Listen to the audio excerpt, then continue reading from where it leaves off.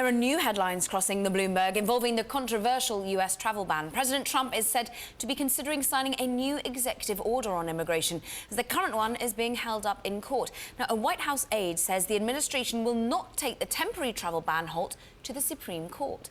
Once again, joined by our editor-at-large, Cory. This is notable because looking at the capital-lettered tweet that we got from the President Trump yesterday, it seemed like he was going to court.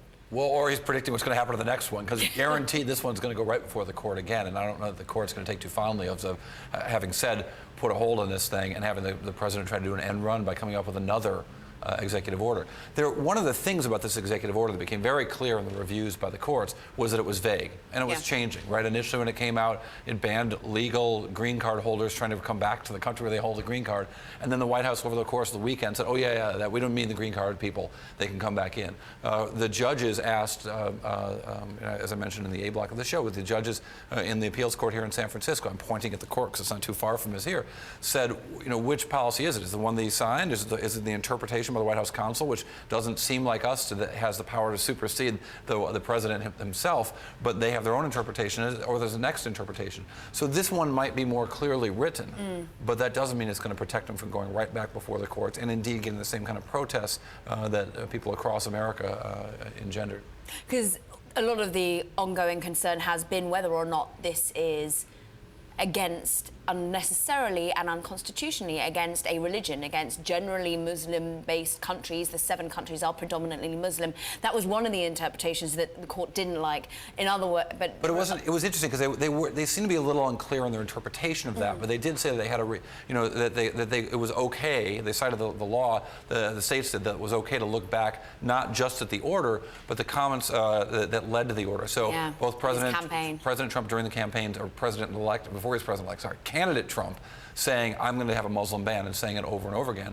Furthermore, you had former New York City mayor and advisor to President Trump, Rudolph Giuliani, saying that Trump asked him how to craft a Muslim ban that would be legal, and that led to this travel ban. So that indeed, while he didn't call it a Muslim ban, and later said this isn't a Muslim ban, previously promised that he would enact a Muslim ban, and asking Rudy Giuliani, a former U.S. attorney, to come up with a way to come up with a legal Muslim ban.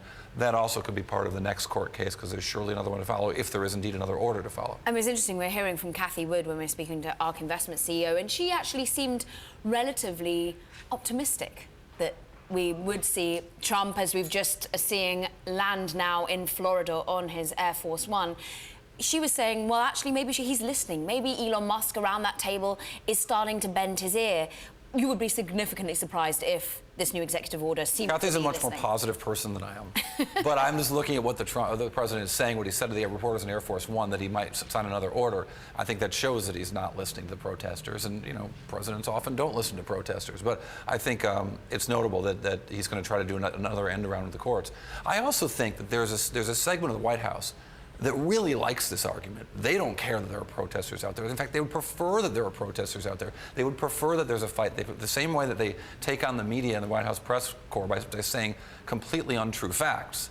They also like, some of the people in the White House, I believe, like the battle with the press, because they want to say to their core supporters, see, the press is always against us. They want to say to their core supporters, see, the liberals in San Francisco are always against us. They really want to point out that they are fighting against people, and they can't do that if they don't get a fight. So they're getting the fight maybe that they want.